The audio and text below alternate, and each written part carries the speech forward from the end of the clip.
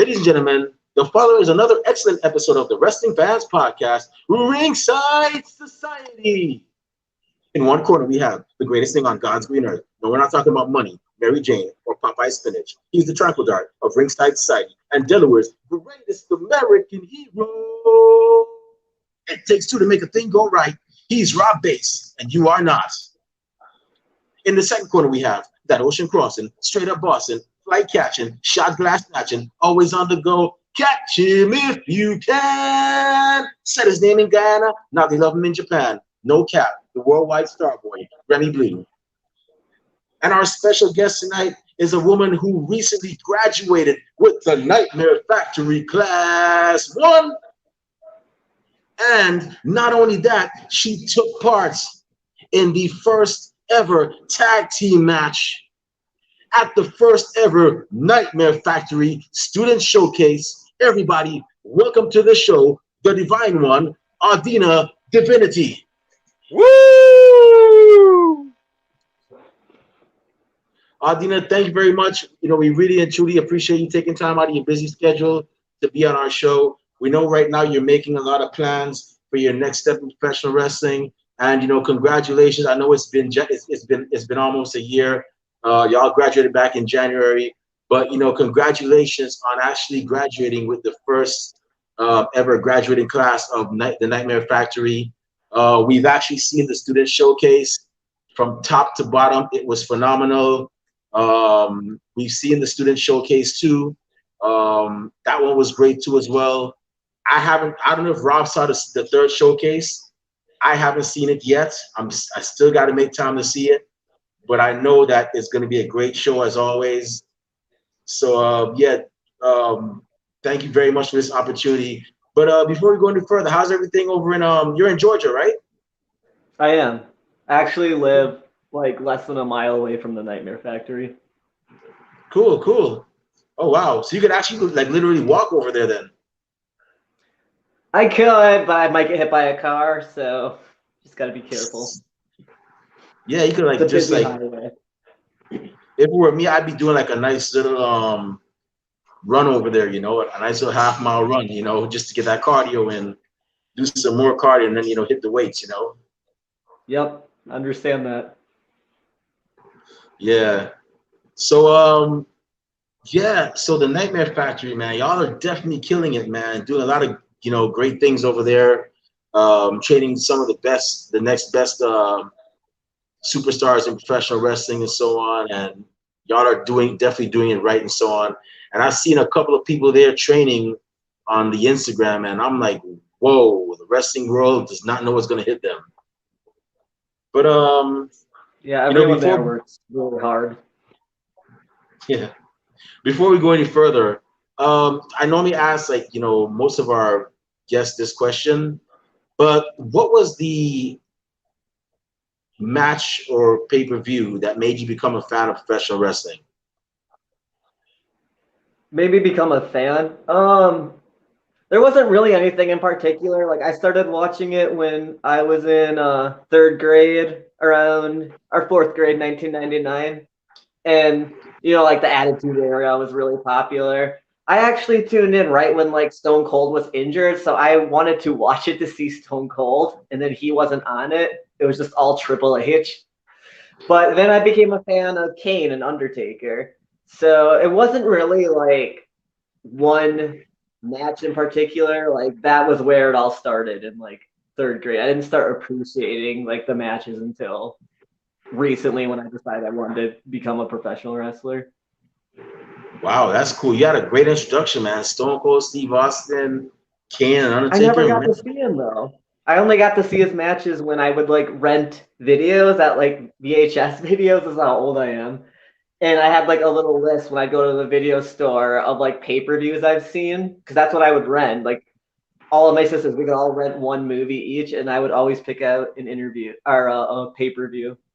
Hey, so I only saw him on pay-per-views. I never actually got to see him like wrestle on TV or anything. Real talk, don't be ashamed of your age. In 2 years, I'll be 40. So trust me, Okay. Don't feel bad, man. Don't feel bad. But Yeah, Stone Cold Steve Austin was definitely something, man. He really turned the tide back in the days. He really changed the way WWE does things. You know, he was one of the people that Yeah. actually helped change the way, and that was for the better. But so growing up, did you ever get to go to any like WWE events or any I like grew up other? in Wisconsin, like Green Bay area. So the wrestling events I got to watch when I was like a wrestling fan as a child. Um I got tickets to a live event because at the time, like the place WWE goes to now in Green Bay wasn't built yet, so they only did live events, and that was a Christmas present one year. So that was really cool. I got to see Kurt Angle, the Dudley Boys, the Hardys, Big Boss Man. I remember him. He was the curtain jerker, and he did not have nice things to say about Green Bay. Oh wow, William Regal was there. Yeah, it was a really fun house show. And then there was also like some indie promotion that ran a show at my high school when I was in middle school. So that was like fun for me in two different ways because I got to go to the high school and then also because it was an indie show. So like the wrestlers were more interactive. So those were the two shows I got to go to growing up. cool, cool. All right. So now that you're going to wrestling shows and you're a fan and you're cheering your favorites and booing the bad guys and whatnot. Um, how did your journey go from fan to now professional wrestler? I never thought about it when I was going to indie shows like 3 years ago until like this thing kept happening at them where I would go to them and people would think I was one of the wrestlers. Okay. Like I was getting mistaken for like one of the wrestlers. Like they were asking me stuff related to like backstage or like what the card was and stuff. And I'm like, oh, I'm just here as a fan. They're like, oh, I'm sorry. I thought you were one of the wrestlers. So that kept happening. And I was like, maybe I should Wow. actually try this. And then one indie show I went to also had a school attached to it. So they had at their intermission a little like YouTube clip of their school. So I got interested and that's where it first started. But it wasn't like just that. It was actually playing 2K19, the WWE game. Okay. I have like my own little universe mode on there, and I couldn't physically like see myself in my head as a professional wrestler until I made my own character on there. So Okay. yeah, actually a video game started it, and I have like something on my Instagram about that where like that really helped me like envision myself as a pro wrestler. So I owe a lot of it actually to that video game.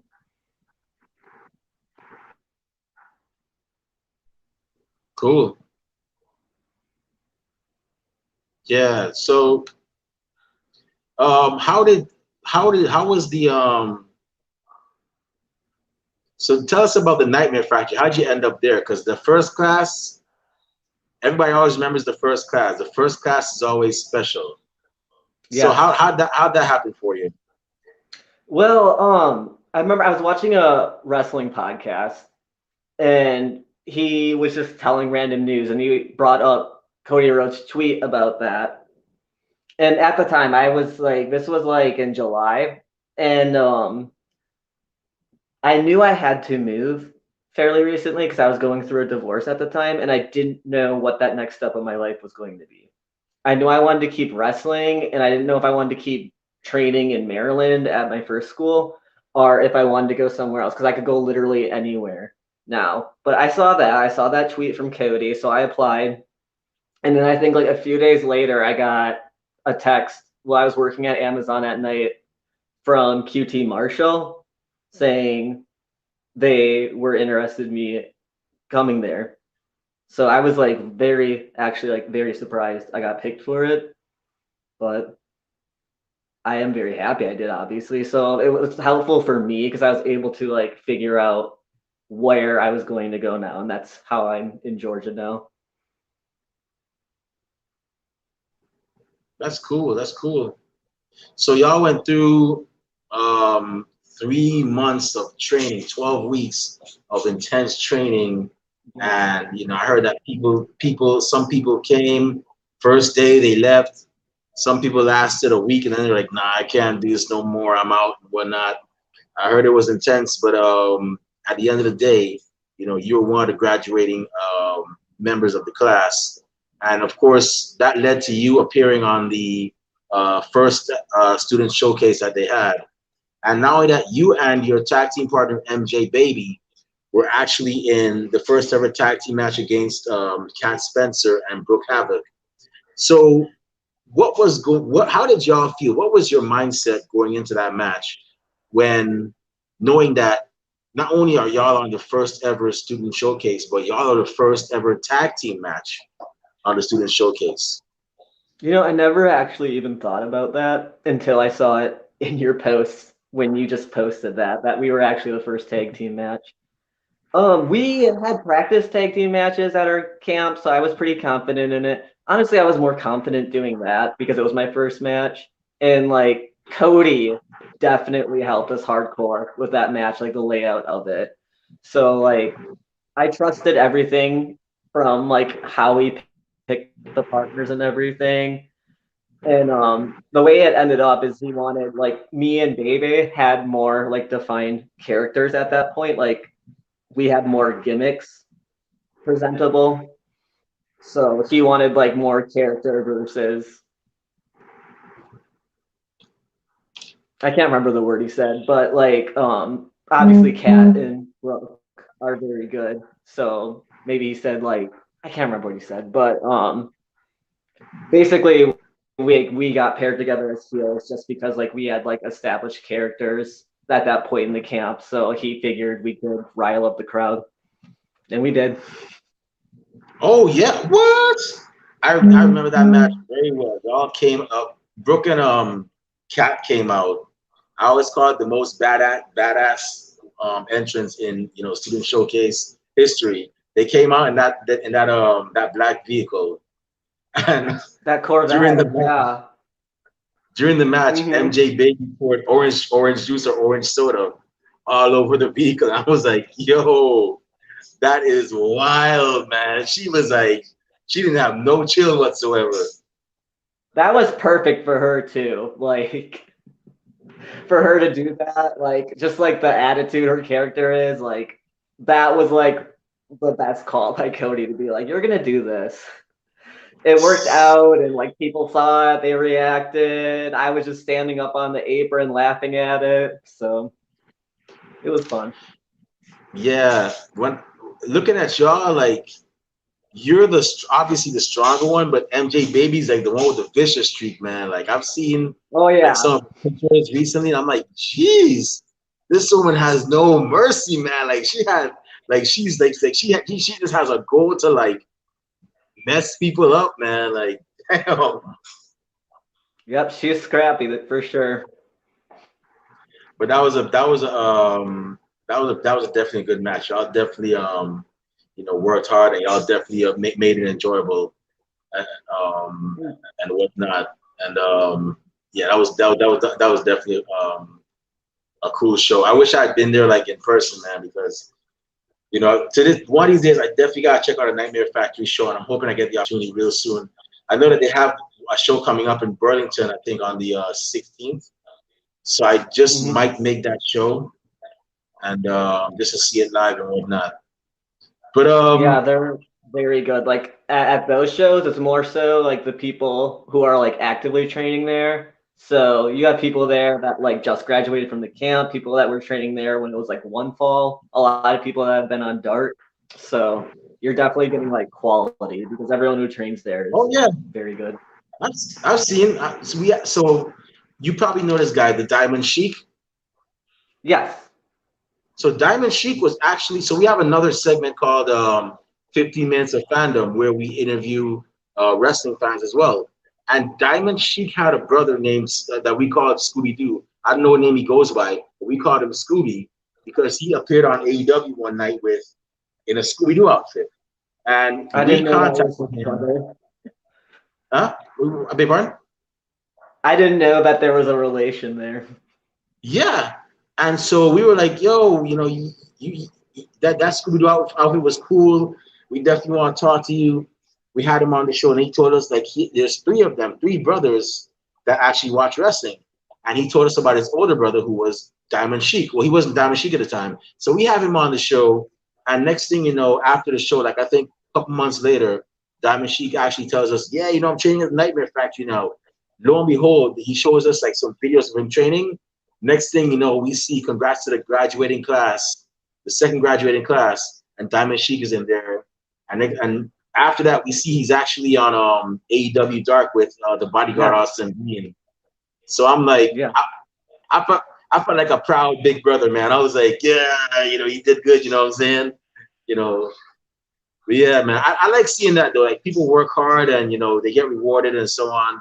It's like watching a fairy tale, and just to see people like get signed and all that stuff. Yeah. It's just a happy feeling. And even if people, the thing about us here is that we don't care if you get signed or not.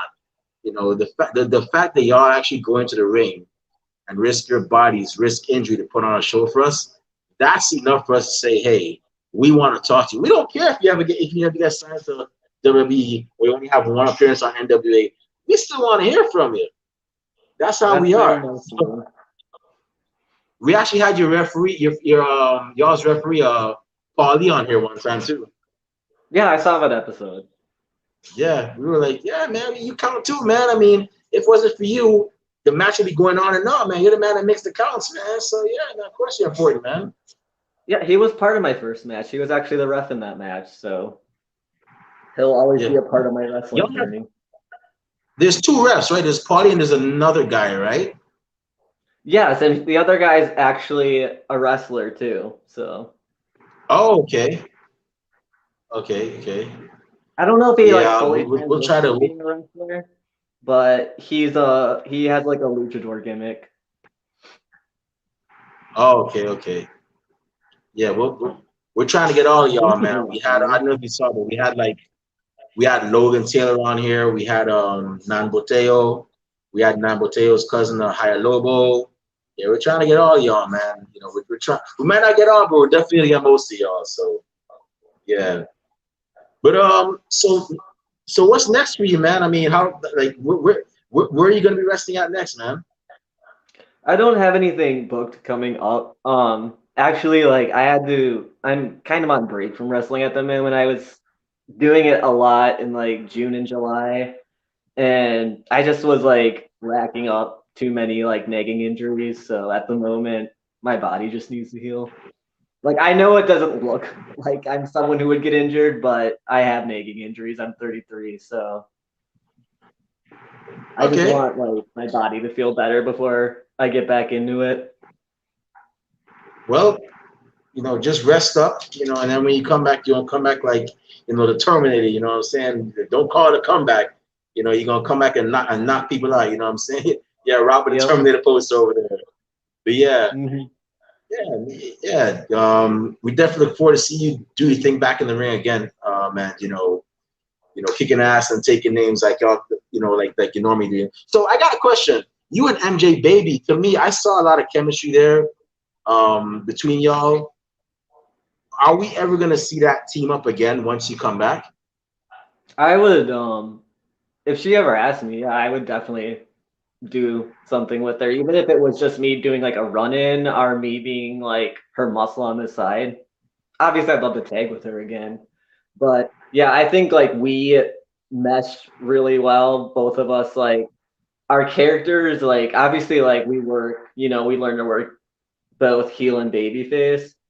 But like I think the core of both of our characters is a heel.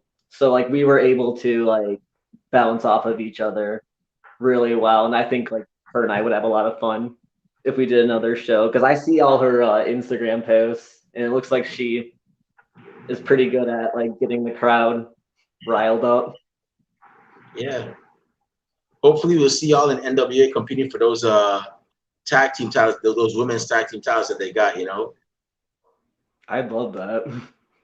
Yeah, I saw she was actually at the Empower show and she was doing makeup there. I was like, okay, I see it. Yeah, he has that talent as well. So, that's always great to have like another talent you can bring to wrestling. Yeah. So I just got like two more questions before I turn it over to Rob. And my second to last question is, and I might have to retire this question because I keep asking to everybody. But so what Cody Rhodes, your coach Cody Rhodes, he left WWE several years ago, and when he left, he had a list of several people that he wanted to wrestle in the near future, and of course, all of a sudden now other wrestlers started doing the same thing too. So my second to last question is, who are the top five opponents that the Divine One, Audina Divinity, wants to wrestle in the near future? Oh, okay. Shayna Baszler is my favorite wrestler.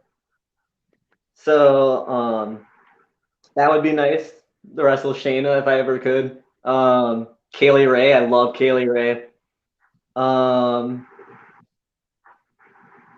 I just like Ashley D'Ambrose. She's been on Dark a few times. Like she was training she might still be at the Nightmare Factory, and she just has like a great energy about her. She actually like gave me a move that was kind of like a burning hammer, and she just like asked me if I wanted to take it. And I was like, okay. And I only do front flips. I don't do back flips.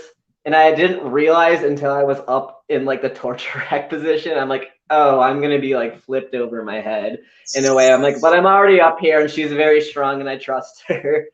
And yeah, she gave me the move and she's just like very, very nice. I wouldn't mind working with her. And then I mean, there's people at the Nightmare Factory. I'd love to work with like Brooke Havoc again when she gets better.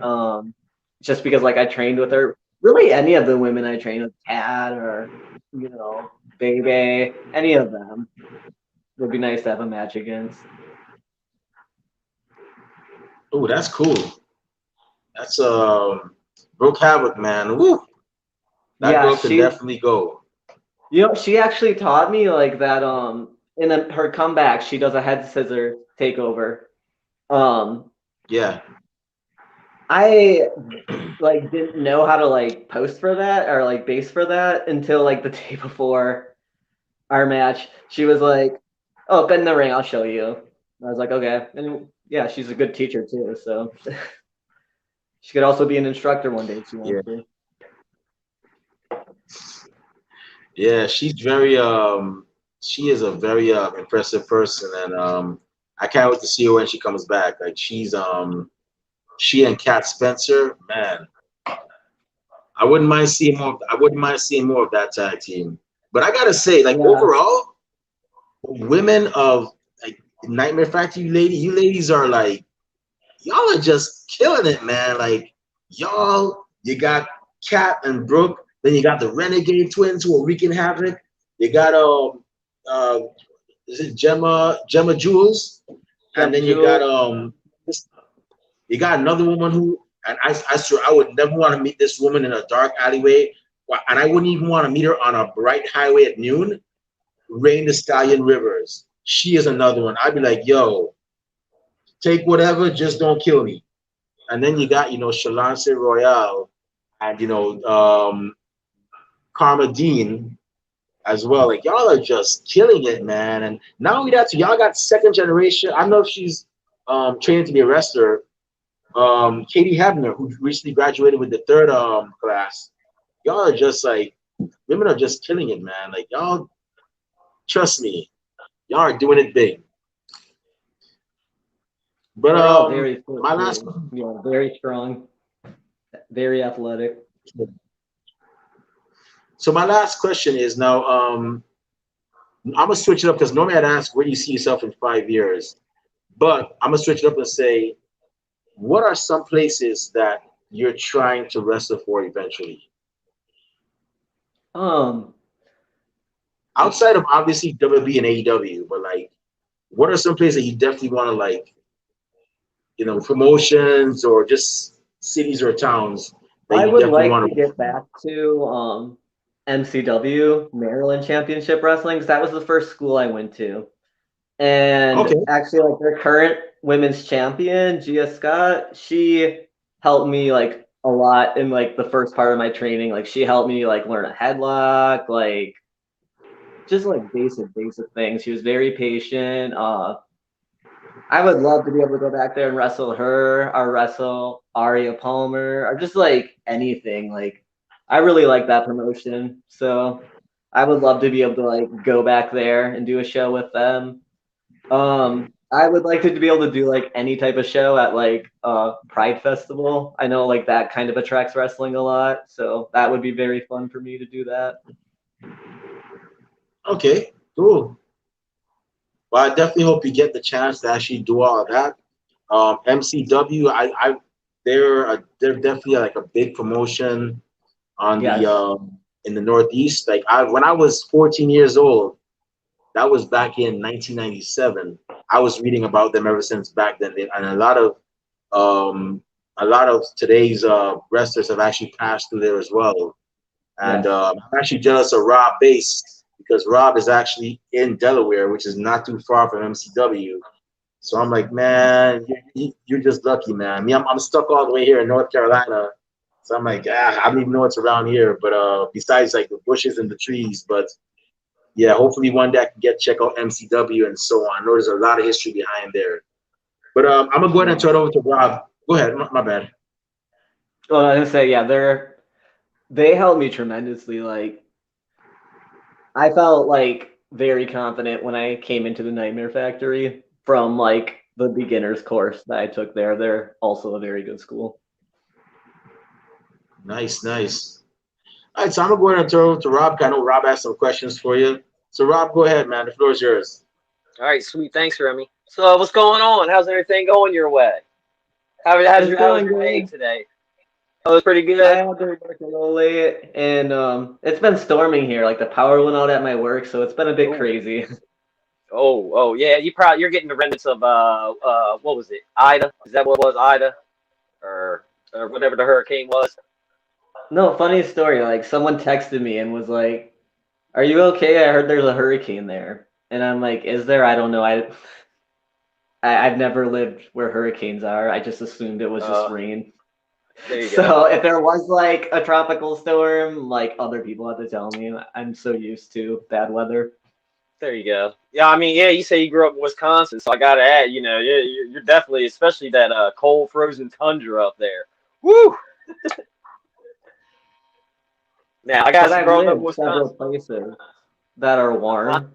Like I lived Yeah. in San Antonio for a long time. I lived in Chicago, which still gets cold in the summer.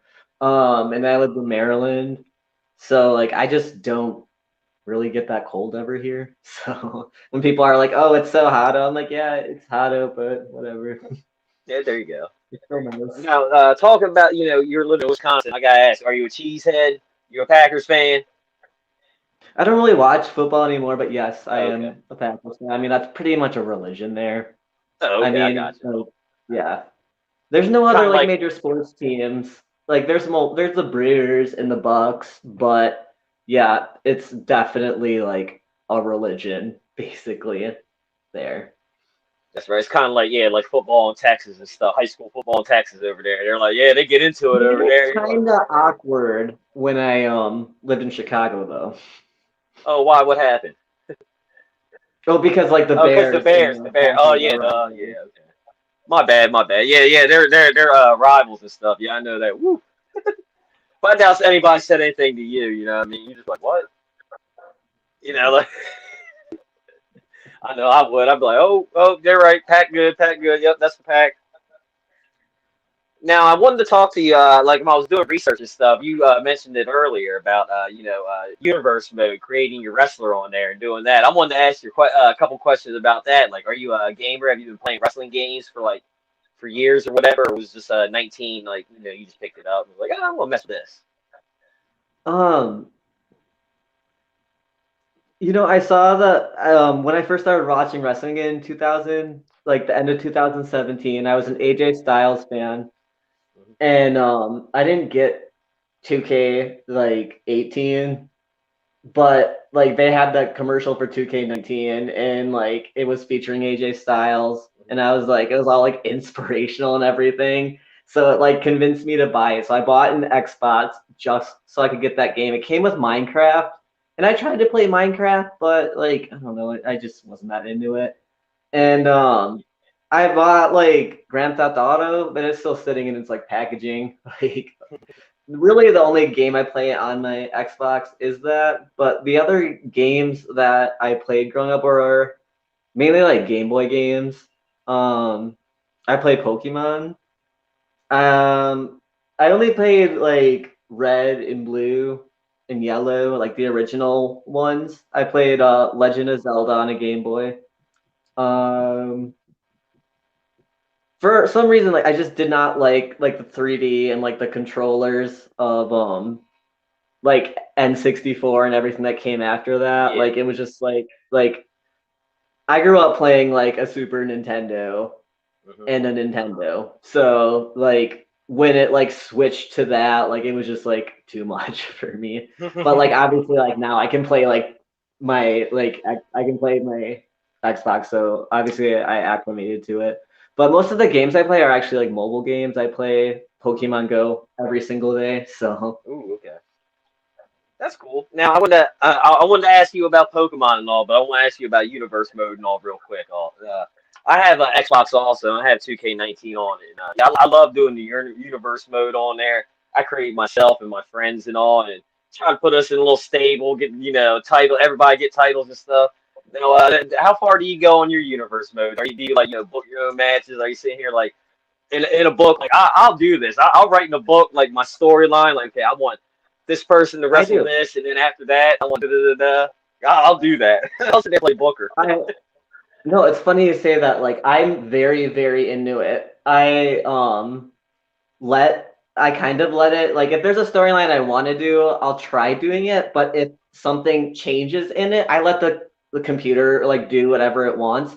So like if I want someone to be like in a face storyline and they end up turning heel, I just go with it. I do plan out things like I have 3 different shows on it. It's an all women's promotion, my universe mode. So yeah, it's very fun. Like there's brand splits, like people like split, like switch between brands.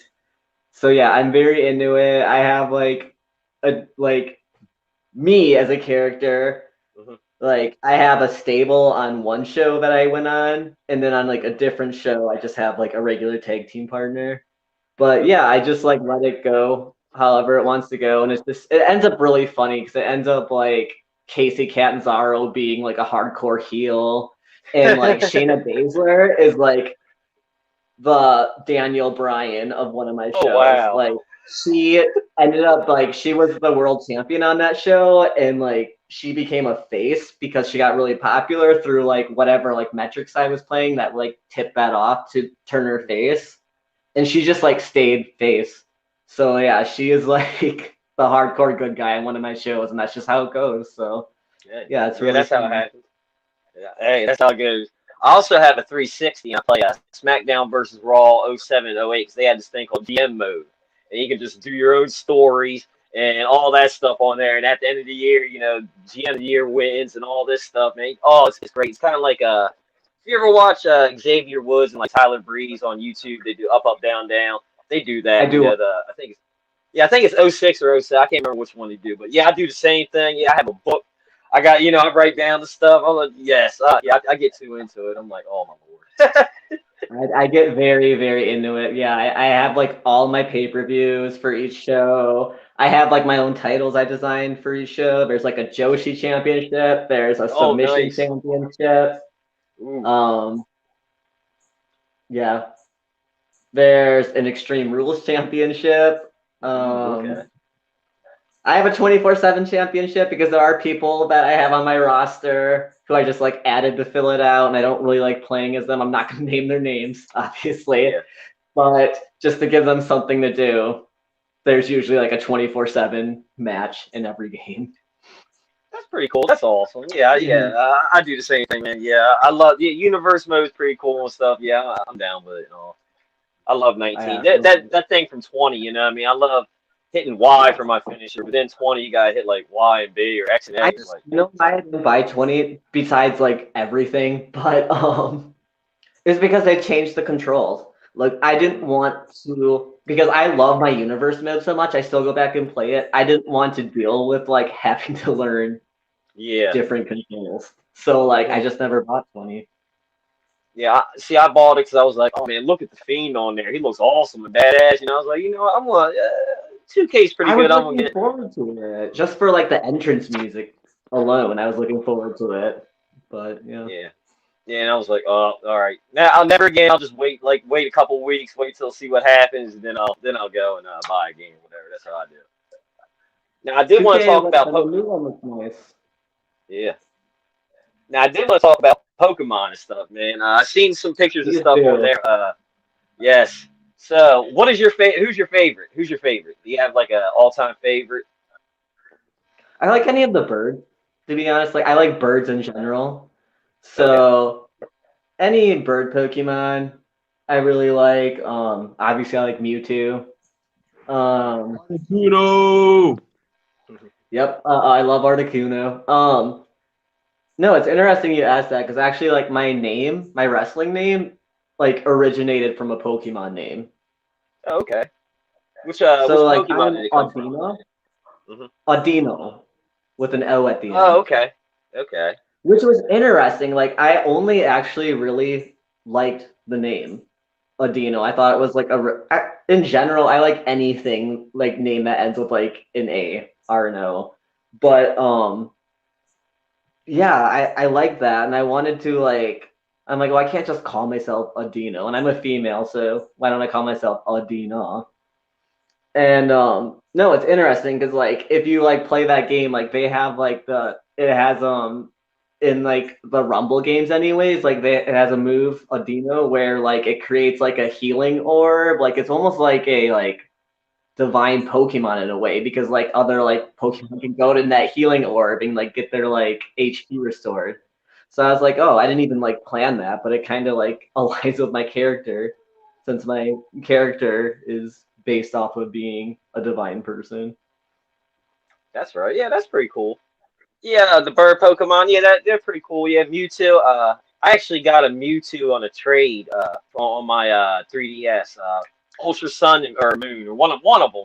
I was doing a trade and I was like, I have doubles of I can't remember like Pikachu or something like that. And I was like, let me just trade this out to somebody and see what I get back. Somebody sent back a Mewtwo or whatever. I was like, okay, yeah, all right, 99 overall and then maxed out. Yep, I'm gonna take this. All right, thank you very much, whoever you were. Hopefully you had a double and didn't make a mistake.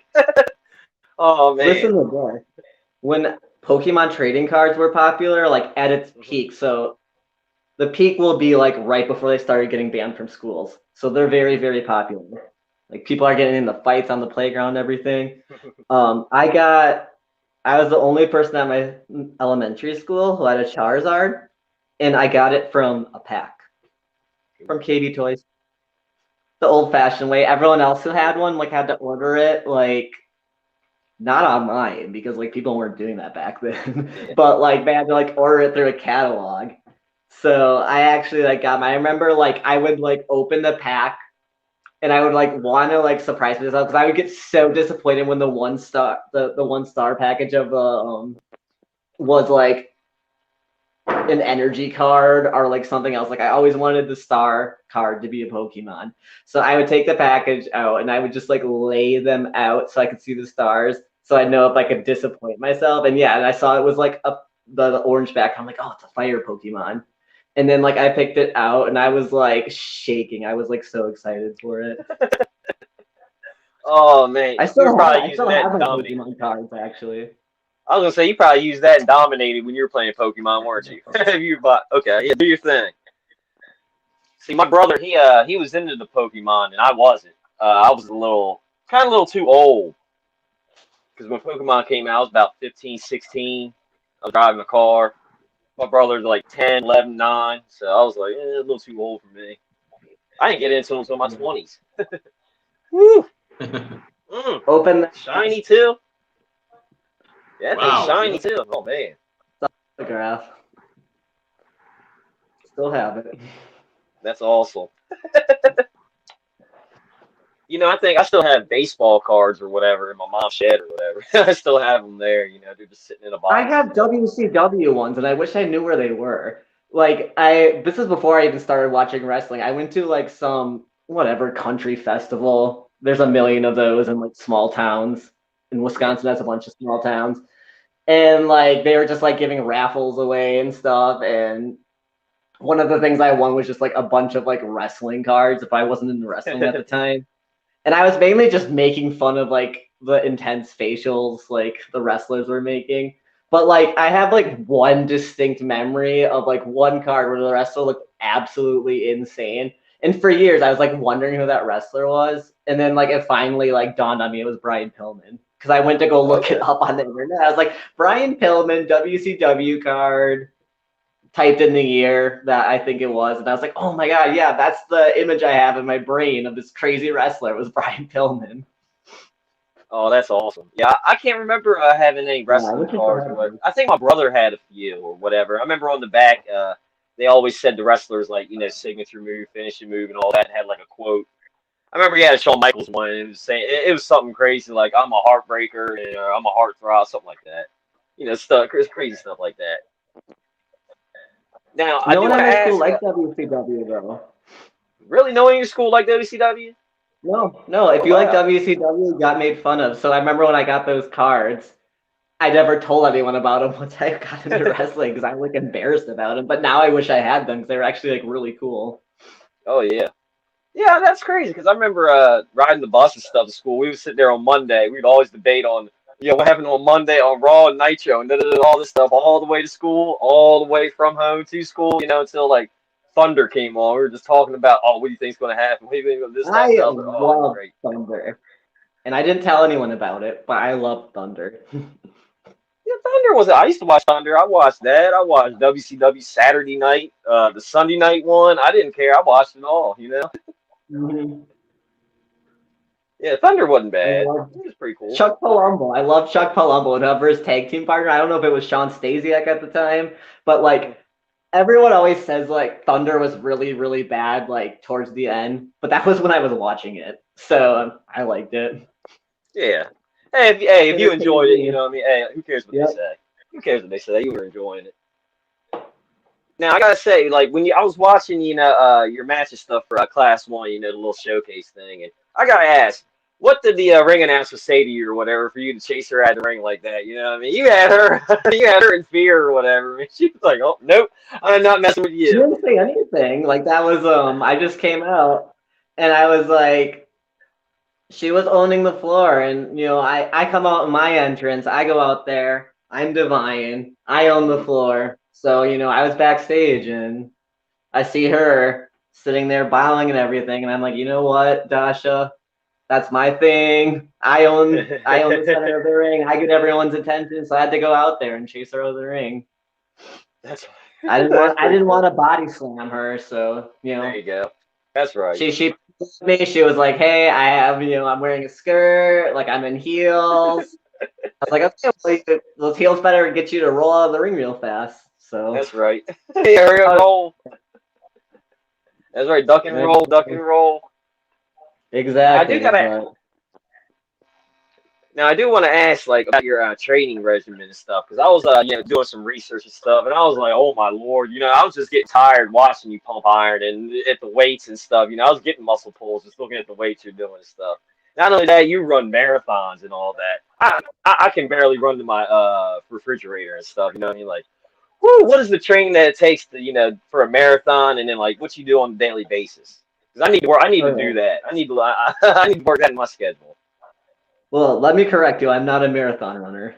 My dad is Okay. though. Oh, your But dad is. Okay. I was actually a middle distance runner in college. So like Mm. that actually at a high level, like if you're like a scholarship athlete for it, which I was for like Division 2 NCAA, Oh. like it sounds like when you say like the mile and the half mile, that sounds like a distance event. It's not. Mhm. Like you have to be like you're basically like running on your toes the whole time, especially for the half mile. It's a sprint. Like you go out and you like run the first lap, like basically like a sprint, and then you kind of just like let your endurance hold it for the second one. So basically like all of my training was like like you had to have like my type of body to be good at that. Like you had to have like a lot of muscle, but like you also couldn't have too much muscle like a sprinter would, because that would just like slow you down. So like for me, like weightlifting was always something that like I had to do. Just so like, and it helped me a lot in college for tracks. I never got injured. Um it didn't, the running that I didn't help me tremendously in wrestling, and I know that's like discouraging, but it's only because like I only would do like, you know, like 3 mile runs or whatever, which is fine, you know, but, like it helped me like not get as winded as most people. But everything like the wrestling training is like high intensity training. Like so like anyone who does like sprints or was like a football player or a basketball player, like anything you would do in conditioning for those like is much better suited for wrestling. CrossFit would be better suited to get ready for wrestling than just like flat out running. But you know, like not everyone goes into wrestling and they've been an athlete their whole life, like I have been. You know, so if it's just like the average person, they want to get into wrestling, like any type of running is going to be good. That's right. Now, I also got to see you served in the army and stuff. Now, did that help out with some of your training too? You know, and what did you also do in the army? Were you I think you were you a nurse or something, or a doctor or whatever? Or you help out with the injured people? I was a LVN, so Okay. what my job used to be, it used to be like it used to be a specialty job. It used to be like you would be a combat medic, but then you would also be a Okay. nurse, so you were like kind of like a higher level one. Okay. When I joined, like they switched that up. They just only wanted like LVNs, so they were hardcore enlisting for that. So like I never thought about being a nurse, which is insane because my mom's a nurse and like a bunch of my sisters are as well. So I was like, you know what, I'll try that. And yeah, I just did it through the army for them. I didn't pursue it as a civilian. I wasn't like that into nursing. But yeah, it was helpful because like well, for one, like I don't get like grossed out by blood or anything now. So there's that. Yeah. I can recognize like signs too if like someone's like struggling. I think what helped me more, you know, the military probably didn't really help me that much with wrestling, but being a personal trainer probably helped me more, just because like all like the like biomechanics of the body and everything, like that was a lot more helpful with wrestling and making sure I wasn't like injuring myself or whatever lifting I'm doing for it. Like I know the proper form, so that was more helpful. Oh, well, that's cool. And are you still doing are you still a personal trainer now? I am not. I did it when I lived in Chicago. Like I lived in proper Chicago. So it was a lot easier to do it there because a lot of people in the city do have a lot of money. Most of my clients didn't actually like hardcore, like I mean they had fitness goals and everything, but like sometimes you get the vibe. I got the vibe too where like they just like wanted someone to like vent about whatever like job they Okay. had while they were Okay. working out. And it was fine. Like I was that for them and I appreciated that for them. So I definitely miss that, but it was something I more so enjoyed doing when I lived in like the actual like city center. But I mean, if people ask me for like advice and stuff, I can still give it to them. It kind of Oh, that's never cool. goes away. That's cool. That's cool. Now, after a workout or whatever, are you supposed to eat a bunch of protein? Should you eat protein, drink milk or whatever? You know, after a workout. I don't really like take like protein shakes or anything. I just eat regular food. Okay. I don't have like a ton of money, but like chicken's always pretty cheap at like some at the farmers market and everything, even if it's just like a 10-pound bag of like Yeah. eyes, you know, like Yeah. I'll just rip the skin off and eat, you know, the other part. But yeah, chicken is definitely, which is like sad because I told you like I like bird Pokemon, I like birds in general. I like to eat birds too. So, Hey, but it that is how I happens. get my protein. Yep, birds power me. That's right. Hey. If you eat them, maybe you'll get their magical powers, their Pokemon powers. That's how I feel, right? I have a set of wings on my back for I did. as a I did tattoo. see that. That So was awesome. How long did that take? That yeah, tattoo session take? that tattoo session, it was actually 3 different sessions, and Ooh. they was like 8 hours each. So it was actually like a Ooh. full day. But like it was split up, so like for like a week and a half, I only had like one wing, like Kenny Omega. I was like a one wing angel, like Kenny Omega. There you go. And it was like halfway colored in, and then like the next week, because they gave me like a week for it to heal, I had like the outline of the other one, so I was like, one wing was done, then one just had the outline, and then like finally it was done. But then like it was actually 4 sessions. Now that I remember it, because then after it healed, like it didn't heal super evenly, just because it was a big tattoo. Like obviously there were spots that needed to be touched up. So then there was like another like 6-hour session of just them filling in the spots where it scabbed and like the color didn't come through. But yeah, I got all of my tattoos within like a 2-year period in college, and I haven't gotten one since. So yeah, I got them. Like people see all of my tattoos and they're like, "Oh wow, look at all your tattoos." And I'm like, "Oh yeah, I got them all like 10 years ago." That's right. Yeah, that's how I got mine on my arms and stuff. I got them within a couple year period, and then I've been like, yeah, I want to get another one, but I just haven't since. I always do.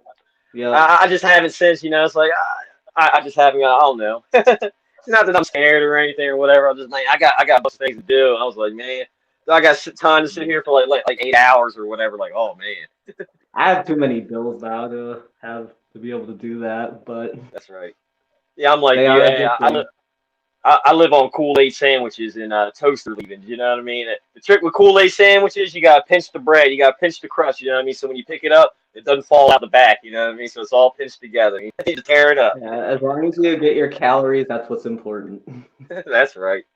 Sometimes I'm even fighting mice for M&Ms that I find on the floor, you know what I mean? We're gladiator style, you know what I mean? You gotta get those sugar. You gotta get. That's I have quite the sweet tooth, so I can understand that. Oh, that's right. So I had to okay, like hide it when I was at camp though, because a lot of people were on meal plans there. So like I'm on my lunch and I come back and I have like a soda or something. I'm like, oh, I'm gonna drink this outside, just so no one else can see it. So what's your favorite candy? So what's your favorite candy? I like Sour Patch Kids. Oh, I love those. Yes, those are so great. I had one at the store. They have all different kinds of them. They'll have like some that are all red, some that are all blue, stuff like that. I love some all are of them. rainbow. I love that. Any like gummy candy I like, basically.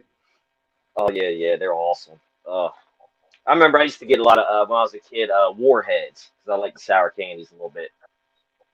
You know what? I don't like Warheads, but I like the candies that came from Warhead. Like there was some Warhead gummies that like came out, and there was like a bubble gum that came out, and those were really good. But like actual Warheads, they hurt my tongue. I didn't like them. They were good once they were sweet.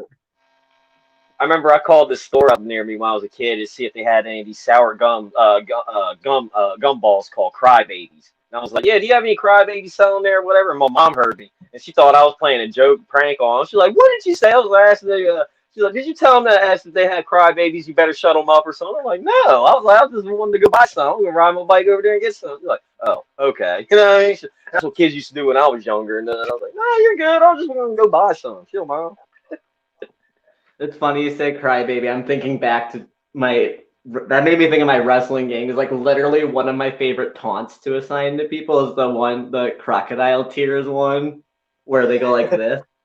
Yeah. Because like I'll like record stuff off of my game if I think like, because it cracks me up all the time. And there was like one time where like I had Io Shirai and she did like a superplex from like outside to the apron. It's like this really intense move. So she's selling it, and this was like a computer playing, and I had that taunt assignment.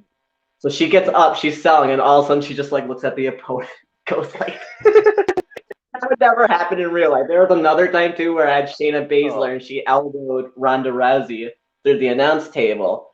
So she gets up, and the computer was playing, and the taunt that she did was like the one where she just like laughs and points at her.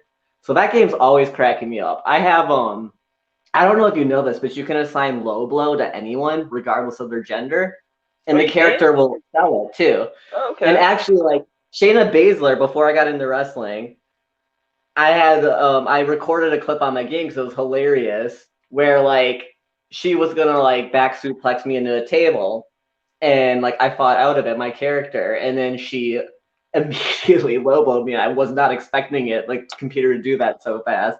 So then my character had to sell it because, like, it will sell it regardless. It doesn't care, like, what gender you are. Like, you can assign that payback. So I recorded it and put it and tagged her on it, like, thinking, oh, she's not going to see this. And she saw it, and she was like, yeah, that hurts whether you're male or female. She replied to it. I was like, holy crap, Shayna Baszler replied, like, watching one of my 2K19 clips. That's right. Oh man. Speaking of low blows, right? I do training and stuff for like being a rep and manager and stuff. And it's like 2 weeks ago or whatever, my trainer he was like, yeah, let's practice, doing low blows. You're making, it might have to come do a low blow, like the, or kick or whatever. And we were doing the kicks and all, and I'm doing that, and I'm just flashback to Beavis and Butthead of the gym teacher, like, kick me in the, hard. And I'm just sitting here like that. I'm just cracking up laughing. He's like, why are you laughing? And I was like, oh, Beavis and Butthead, That's actually, me and my dad used to watch that. Like, that was like our like bonding time. Yeah, I still watch it, the movie to this day. Like, if I ever go to Hoover Dam, as a trip or whatever, I'm going to be the guy, like, does anybody have any questions? Is this a goddamn? I'm going to ask that. It's funny too, because like I already talk with a flat effect. Like I don't have like a ton of inflection in my voice, so like I already kind of talk like Butthead. So that's right. You get the Beavis thing going, like I am Cornholio, or however it went like that. I don't think my voice can get that high, but yeah. Butthead was kind of smooth, like oh, settle down, Beavis. Well, I can like totally do Butthead's laugh and everything. Yeah. I feel like whatever his laugh is already one of my natural laughs anyways. That's right. Now I do like doing the Hank Hill, like I'll tell you what, when I pronounce the H instead of the W, what? I like doing the Hank Hill thing. King of the Hill, that's a good show too. That's right. So I did see you were Becky Lynch fan. You cosplaying as her one time when she got the broken nose. Now, what was that for? Was that for a Halloween thing, or were you like in a Comic-Con thing? That was when my ex-spouse and I were still together, and we went to Halloween, and we went downtown to like one of the LGBT bars as each other's favorite wrestler. So she went as Shayna Baszler, and I went as Becky Lynch. And it worked out because like I have 2 replica belts. I have the NXT title, women's title, and the Raw women's title. So it was very easy for me to be Becky Lynch. All we had to do was like buy like the wig and everything. And she already had like a leather jacket and everything and a Shayna Baszler shirt. So it was easy for her to be Shayna Baszler. And it was so funny because we went downtown and all these people instantly like recognized my ex-spouse's costume, but not from wrestling. They're from MMA. Like they were all like MMA fans of Shayna Baszler, and they're like, "So I know who you are. You're Shayna Baszler, but who are you?" And this was when like Becky Lynch was really popular. I was like, "Damn." Oh man, that's crazy. Stupid. Oh man, no, it looked awesome. That cosplay looked awesome. I was like, "That's right." You got it down. You had the blood and all that, the shirt and everything. I was like, "That's right." Yeah, being a wrestler for Halloween is always fun. I've been Hulk Hogan before. I've been Shawn Michaels. I've been Kane. Oh, nice. Did you have the Kane mask? Did you get the mask or whatever? At the live event I went to, and like I was like very little, and I remember like this one lady, like she was just like like playing along. Like she saw me like running to the bathroom, and I was wearing it, and she was like, "Oh, look." And I turned around, I did like the glove thing, and I was so into it. And I remember that's like awesome. my great aunt got me the tickets to this show, and she thought I was gonna be like sad because Kane wasn't on the card. And I just had like a blast. Like I didn't care that Kane wasn't on the card. Like it was just fun. Yeah. Now I also got to see. Oh yeah, I got to see Kurt Angle wrestle too. That was awesome. I did get to see the Undertaker wrestle Diesel in a casket match when I was a kid one time. And after the match, all of us kids, ran outside to see the Undertaker, Paul Bearer and stuff, see what they're doing. and him and Paul Bear walking to the car arguing over who had the last of the vodka. You know, it was in their real voices too. It was like, I didn't have the last of it. Da, da, da. You put it there. Well, I didn't drink it. Da, da, da. We were just like, that's how he doesn't feel any pain. You guys are hearing like my real my shoot voice right now, but when like I wrestle, I talk with like a much deeper voice. But like actually one of the trainers too is Chaos Project, Dr. Luther. And he was actually like giving me advice because like he has to say like my voice I do when I'm in character like actually like blows me up a little bit because it's not natural for females to do a lower voice like that. And he was saying like he was trying to give me like tips on like what moves I should do instead because he's the opposite where his character like has like a really high pitched shrill and like screams all the time. He's like, yeah, that happens to me sometimes too. So I just adjusted my moveset. So like just like something as stupid as your wrestler's voice, like you know, like you have to like factor that into like how that's gonna like affect your cardio during matches because it does. Because like when I'm doing babyface and I do my comeback and I do my I'm divine thing, like just doing that and drawing that out, like blows me up sometimes. I'm like, oh shoot, I still got to body slam like 2 other people. That's right. Yeah, because training all that when we're running, if we're doing around the neighborhood or whatever, it's like let's talk about something, you know, so we can control our breathing, so we know how to breathe, you know, doing whatever, so we don't get blown up. That's you know definitely what I mean? helpful in wrestling. Like I don't talk a lot when I'm giving heat. Like I kind of like you know like my favorite wrestlers are like for guy wrestlers are like Brock Lesnar and Randy Orton especially. Like I draw a lot of like parallels to like what I wanted my character to be from Randy Orton. Like that's why like my pose is like the opposite of his. His is like this. Mine's like this. So I do a lot of my heat like him. You don't see like Randy Orton like talking a bunch of crap when he's giving heat, really. So, but like the times I do talk, like I end up like blowing myself up. So whatever you just said about like talking while you're running, yeah, the military does that too actually, because we sing cadences when we run. So that actually like was helpful. So I guess the military would be pretty helpful to wrestling. Yeah, there you go. Yeah, because I watched that movie. One of my dad's favorite movies of all time, Full Metal Jacket. I remember them watching it as a kid. They did that, you know, running stuff, you know. So okay, yeah, that's pretty cool. So I just got like another question or two before I pass it back to Remy. I do gotta ask, you know, if you have any free time, you know, what is your do you have any new movies or TV shows you're watching or anything? Because I always need to find something new. You know, I always get stuck in watching the same thing over again, just comfort shows. You know what I mean? Like, I'll try to find something new, and it's like I'll watch Archer or The Office or something like that. You know, I do like Archer. Yeah, I like Archer. Archer. I recently got into like you know, even though like man, I don't know if I should say this. People are gonna think different of my character, but like I'm really into Grey's Anatomy. I'm into a lot of medical shows. But actually, a show I got into, like a lot of like stuff that's on ABC during crime time. I'm into like there's a show called The Fosters that was really good, and they have a spinoff called Good Trouble. But this is like a very girly show, so I don't know if it's a good recommendation for you. But yeah, I mainly watch Archer, like and Family Guy. Superstore, have you seen that? That's a very good. It's real good. Yeah, it's real good. I love that show. Superstore. Yeah. Shameless. I love Shameless. Yeah, I've seen it before. I haven't watched everything of it, but I know about Shameless. I heard it's real good when you watch it and stuff. I liked it a lot because, like, you know, like I lived in Chicago for a little bit, so I related to that. But yeah, the weirdest show I watched for like someone being like, "Really, you watched that show?" was Sons of Anarchy. And even now, I've watched that through like 3 different times, and there's still stuff I miss in that show. Like, there's still stuff I don't understand. I saw him, like, he was, like, really excited about that. Remy was. But, yeah, I weirdly love that show. You know, I've never watched that. It's in my queue, that and the show after it, with the Mexican biker gang. I can't remember what it's called. But it's something like that. Yeah. Yeah, I The have that in my queue. Mayans MC. Yeah, yeah, Mayans. Yeah, yeah. It's in my queue. Yeah, I just haven't watched them yet. we both were like, "What's it called?" Yeah, I Yeah, like that one.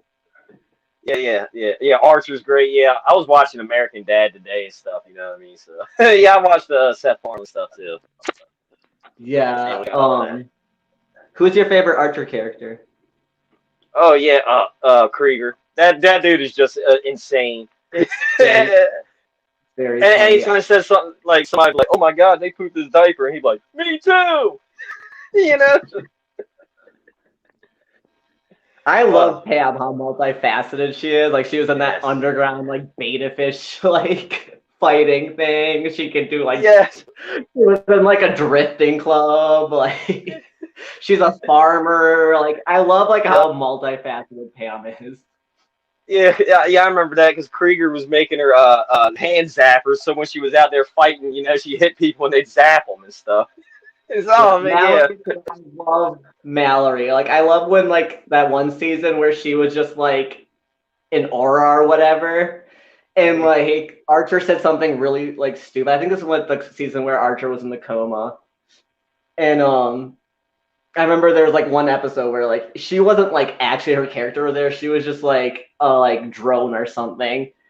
And like Archer said something stupid and like she did like her like sigh that she does and it's still translated even though like she was a drone. Like it's still like if you were like a fan of the show, like you could like picture like what like the cartoon version would have done. Like I love that. I love that show that like they stick with the same characters and you're able to like follow all their quirks and everything. Yeah. Yeah, because to this day, I still like if I'm around my dad, brother, or friends or anything, and there's some like steel or something that's real hard, I'll be like, "Geez, who in the world made this? Space Wars or something?" Like, what? Like, Yeah, and it's not just it's like from the Archer. comedy. It's like the animation style that's very intriguing to me. Like I love how like it looks it's a cartoon, but they have like the expressions of like real people. And I've actually like looked into that. Like I Googled it once and like I got to see like the people that like they model their characters after. And apparently like Dr. Krieger, like he's actually like modeled after like the person who plays I can't think of his name, but the gay guy on it. Oh, yeah. I know what you're talking about. Yeah, but apparently like he's actually like modeled after like what that voice actor looks like in real life. Or I may have gotten that wrong, but it's like really interesting like how they like get all like the facial expressions and everything to look so cool even though it's a cartoon. Oh yeah. That animation probably. Yeah, I don't know how they do that. I can't draw. I can barely draw stick figures. You know what I mean? So that is they have so much talent. But before I pass it on back to Remy, I do want to say, I want to say, thank you for, taking time out of your busy schedule to come on and chat with us. I had a blast talking with you about wrestling, Pokemon, TV shows, all that stuff. I definitely had a blast. Yeah, no, this was very nice for me as too, so I appreciate it. Yeah, and I wish nothing but the positive things for you and your family going forward. And I hope you, in your wrestling career, you go around all around the country collecting championships everywhere you go. You just have gold everywhere. I hope so. That'd be very nice. That's right. All right, Remy. Audina, thank you very much for giving us the opportunity. We really and truly are grateful for it. Before we let you go and close the show, where can fans find you on social media if they want to find out when your next appearance is, if they want to purchase merchandise, and where can bookers and promoters find you when they want to book you for their shows? At the moment, I'm only on Instagram, so that is the best way to get a hold of me. That's how you got a hold of me. So it's just at, Audina Divinity. Luckily, no one else has tried to like make a fake account over me, so I'm not that popular yet. But yeah, it's just my wrestler's name on Instagram. That's it at the moment. Cool. All right, so y'all definitely go ahead and give her a follow. She's doing great things. She's straight from the Nightmare Factory. Nightmare Factory, y'all don't sleep on them. They're doing it big and they're doing it right. So definitely check them out as well. That's my pictures in the background, actually, from my class, if you haven't caught on. Yeah, I saw it. The one at the bottom, from the bottom left. Yeah, I see two of them. That's pretty neat. I like how they do that too. Like whenever they have the graduating class, they have everybody together, and then like Cody's in the middle and whatnot. That's real cool. I'll tell you one thing though. So I saw a bit of a hint about RWA and Nightmare Factory possibly having a little bit of a clash. I'm really hoping that comes through because that would be something great. A bit of sibling rivalry, but only through their like respective schools and whatnot. That'd be pretty cool. That would be cool. And If there's any other shows, like I'm very limited by my transportation. I don't have a car. I actually ride an e-scooter everywhere. People have like suggested I like ride it to the ring, but I'm like that doesn't really fit with my character. But yeah, if there's any like anytime there's like a show like in the immediate vicinity of where I live, hopefully there'll be some at the Nightmare Factory soon. That's probably where the next time you'll see me wrestle. awesome.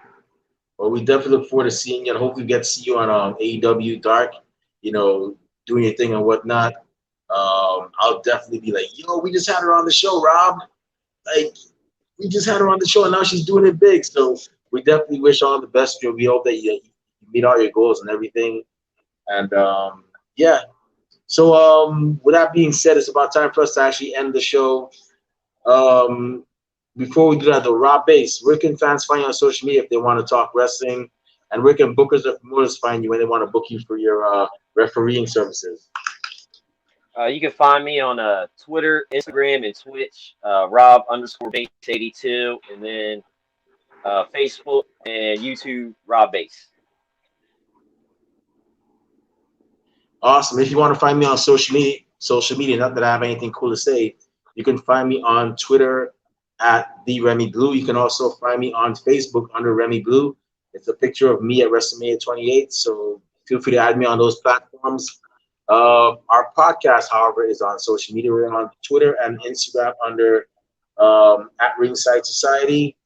We're also on Facebook. We have a Facebook group. It's called Ringside Society. That's one of the 3 platforms that this episode is being streamed at. We're also on Twitch under Ringside Society 2019, which is the other platform that this episode is being streamed at. And we're also on YouTube. Yes, we have a YouTube channel. All you got to do is type in Ringside Society. Once you see that logo over there, the sweet blue yin and yang sound with the blue flames around it, that's definitely us. Make sure you subscribe to our channel. Subscribe to all the videos because we got a lot of cool stuff coming. We got a lot of cool past interviews, like interviews with Maddie Rinkowski, Jasmine Allure, Antonio San Francisco, both members of Horsepower, and many more to come. So definitely make sure you're actually, subscribing to our channel. And we also have a Twitch channel. Yeah, not Twitch channel. We also have a channel where we sell our merchandise. Yes. So go check out our store. Copper shirt, copper tank top. We got coffee mugs. We got face masks. All proceeds from those sales go back into keeping this show afloat. And that's pretty much it. So we just want to thank everybody that tuned in tonight. To our mod, Mrs. The Survivor Queen, Miss Jen. Thank you very much for actually, modding for us tonight. Alicia, the Warrior Princess, get well soon. The Kathy Knight, our other host, stay safe. No Mary Poppins in the hurricane, Kathy. I'm serious. Don't do that. But with that being said, we just want to thank everybody that tuned in tonight. We really and truly appreciate it. To those of you that are going to listen to us later on via our platforms, thank you very much in advance. And to those of you that hate us, can't stand us, and really and truly wish we'd go away, well, I'm sorry you feel that way. But like myself in a Golden Corral and Rob Bass at the Hershey Park in Pennsylvania, we're not going anywhere for a while. They hate us because they ain't us. And we ain't stopping. So with that being said, we just want everybody to know that we're very well aware that everybody and their grandparents and their parents have a podcast. We're not your grandparents' podcast. We're not your parents' podcast. As a matter of fact, we're not just any podcast. And Rob Bass, one time for the mind, one time for the people, one time for the wrestling culture, and one time for Nightmare Factory Class 1 graduate, the divine one, Audina Divinity. What type of podcast are we? We're the Wrestling Fans Podcast. That's right. We're the Wrestling Fans Podcast, Ringside Society. And with that being said, we'll be back with another exciting episode with another exciting guest. But until then, we're still going through a pandemic. So until this pandemic is over, stay safe, stay healthy, be excellent to each other, and party on, dudes. We out. Peace. See y'all. Good night. Stay classy, don't wear.